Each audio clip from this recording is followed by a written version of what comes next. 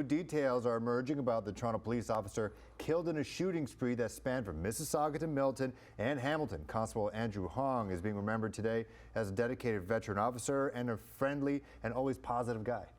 Yeah, he was a husband and a father who had a passion for motorcycles and cigars. Detectives in Peel and Halton, as well as Ontario's police watchdog, are trying to piece together how he and an auto body shop owner in Milton ended up dead. Shedding a tear as she remembers her close friend of 20 years near the spot where he died.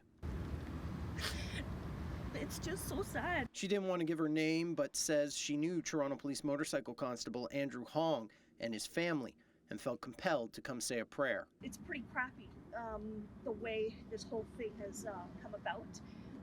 This individual obviously had a mission. Toronto police say the 22-year veteran was in Mississauga for a joint training exercise when he was gunned down in an ambush attack. A source with knowledge of what happened tells CHCH News the gunman walked up to Hong, who was in a Tim Hortons, to purchase coffee for his fellow officers, and shot him at point-blank range, describing what happened as an execution. Another person was shot, suffering life-altering injuries. This is profoundly shocking that this happened in our city and in our neighborhood. Mississauga's mayor, along with the chiefs of the Mississauga and Brampton Fire Services, were some of the many who left flowers for Hong today. Tonight we're lowering the flags across the city of Mississauga and dimming our clock tower. The premier visited Hong's colleagues this morning to pay tribute. It's heartbreaking. This is a senseless shooting tragedy that's taken place. He was an incredibly proficient motorcycle rider. When you find a profession that you love, as the old saying goes, you never work a day. Toronto Police Association President John Reid had met Hong several times and was with Hong's colleagues this morning. Reid says they are in absolute shock, but thinking of the many fond memories they have of this 48-year-old husband and father of two. And every time I'd seen him, he was always smiling, always happy. I've heard nothing but that from everybody I've talked to about him.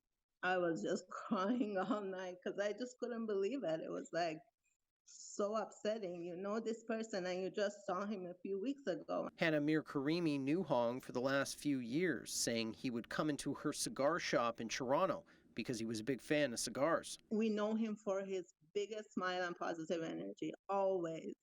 He loved life, and that's the sad part about it because we know how happy he was. He would never complain about anything. Police say the gunman left Mississauga and went to an auto body shop in Milton, where he killed another person and sent two more to hospital. Investigators say the gunman then drove on to Hamilton, where he was killed by police in the Hamilton Cemetery on York Boulevard. No official word on a memorial yet, but a source tells CHCH News a funeral will likely be held next week, and Hong's motorcycle is being cleaned and polished to be displayed in the front lobby of Traffic Services in Toronto, where people will be able to visit and sign a book of condolences.